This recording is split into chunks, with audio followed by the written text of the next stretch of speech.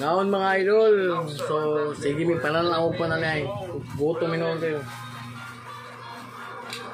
Ini Chua. Mr. Chewy. So, tumama eh. Yung panamir. O mainit na kape tapos katabi mo yung river nila. Mahaba pa gabi. Ano ba tayo ng world food trip dito sa Osaka?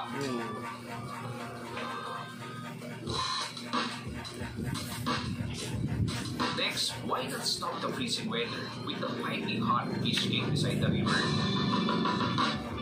Okay pare, narinig ko ba yung music?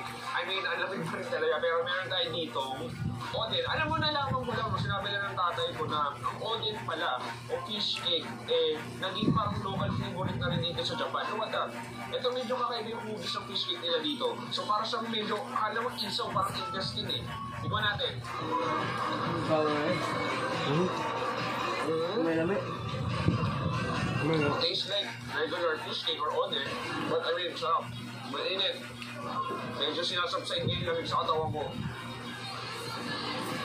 Soft, bouncy. Ang sarap mong higop ng mainit na sabaw. I mean, alam ko mainit na pagkain siya, pero refresher siya para sa akin dahil lamig. Kaya? Milyon? Milyon. I mean, sobrang friendly. Anyway, kung sila sa next food trip.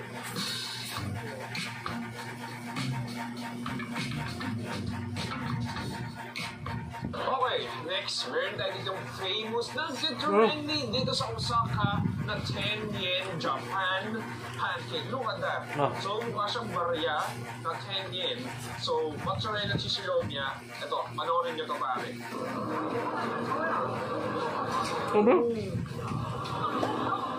Wow.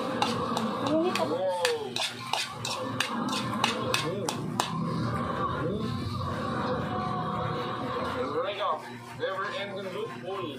Oo, sarap. Outside, yung batter niya parang sweet pancake yung din. And then yung loob. Sushi. It's like a perfect hot pancake or dessert dito sa Osaka. Alam mo, yung fairness masarap siya yung gano'ng kamahalan. Mahal kayo?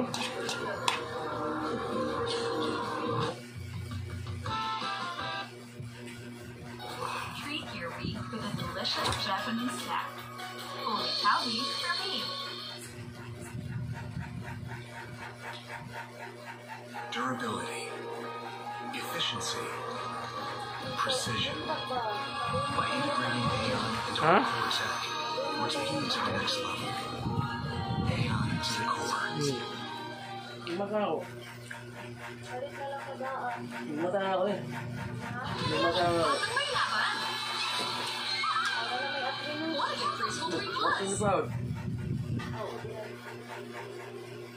A maritime transportation specialist responding to the demand for diverse transportation needs worldwide.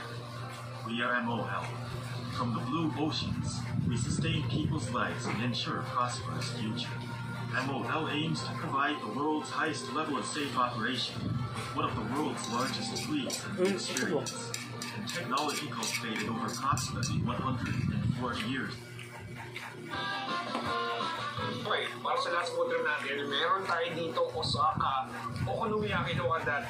Alam mo pagkakaiba nito, no? Ito yung pinakamalaking okonomiyaki at pinakamalaking mga hipon na nakalagay sa okonomiyaki na nakita ko sa buhay ko. This is really fresh, Osaka style, katabi ng river dito sa Don Toburi. Anyway, umorder na tayo. Hello, Philippines. Hello.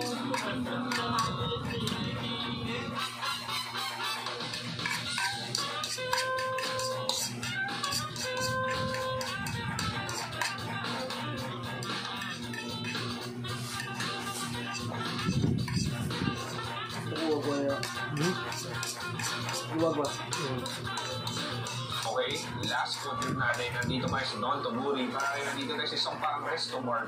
Gumagawa sila ng authentic okonomiyaki. Look at this. Ito yung okonomiyaki.